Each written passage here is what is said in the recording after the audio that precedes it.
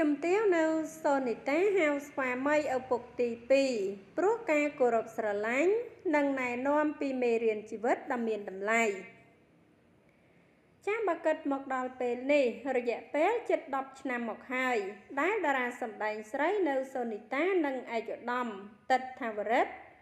អនុរដ្ឋលេខាធិការក្រសួងវប្បធម៌និងវិចិត្រសិល្បៈកាលនោះគេចាំបានថាកាលពីអំឡុងឆ្នាំ2019ក្រោយលេចឮដំណឹងកំពុងពពោះកូនដំបងជំទាវនៅសូនីតាក៏បានចេញមកប្រាប់អ្នកសារព័ត៌មានពីដំណឹងរៀបការដោយអតីតតារាស្រីរូបនេះនិងស្វាមីបានរៀបចំពិធីមង្គលការលក្ខណៈឯកជនដឹងឮពីចាស់ទុំនិងមានការចូលរួមពីមិត្តស្និទ្ធស្នាលប្រមាណ10នាក់ប៉ុណ្ណោះចាស់ក្នុងនោះដែរក្រោយសាងចំណងអាពាហ៍ពិពាហ៍ហើយនោះបច្ចុប្បន្នជំទាវនៅសូនីតាទទួលបានចំណងដៃកូនប្រុសមួយរូបហើយដោយអូនតូចមានឈ្មោះថាទិតសង្ក្រានតាថាណារិទ្ធហៅសង្ក្រានមានអាយុជាង6ឆ្នាំហើយងាកមកកាន់ជីវិតគូឯនេះវិញអ្នកគាំទ្រដែលនិយមតាមដានបណ្ដាញសង្គមនានារបស់ជំទាវនៅសូនីតាច្បាស់ជាបានជ្រាបហើយថាអតីតតារាស្រីរូបនេះ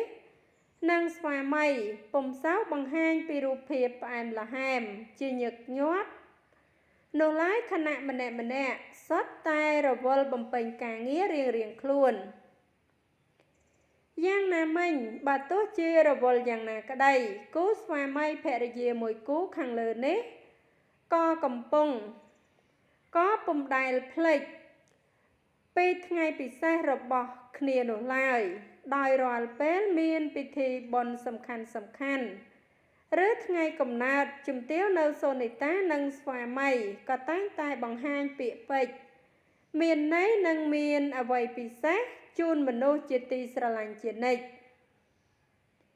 ជាស្ដែងនៅថ្ងៃទី10ខែកុម្ភៈឆ្នាំ2026នេះជំទាវនៅសូនីតាបានបង្ហោះសារជូនពរឯកឧត្តមទិតថាវរិទ្ធ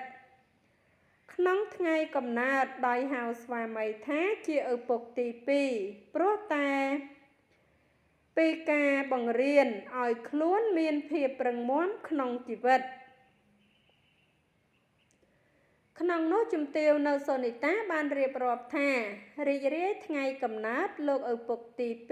2សូមជូនពរបងសុខភាពល្អជោគជ័យគ្រប់ភារកិច្ចការងារ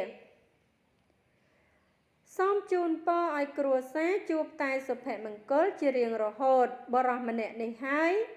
ដែលតែងតែត្រួសត្រាយផ្លូវខ្ញុំកន្លងមកតែបើអូនដួលឬមានរបួសសូមអូនដោះស្រាយវាដោយខ្លួនឯងបងចង់ឲ្យអូនរឹងមាំព្រោះបងមិនអាចនៅជាមួយបានមួយជីវិតទេជាពិសេសចង់ឲ្យរឹងមាំសម្រាប់កូនចាស់ហើយអត្ថបទព័ត៌មានដែលនាងខ្ញុំជម្រាបជូនខាងលើនេះចាស់គឺមានតែប៉ុណ្ណឹងចាស់សូមអរគុណសូមជម្រាបលា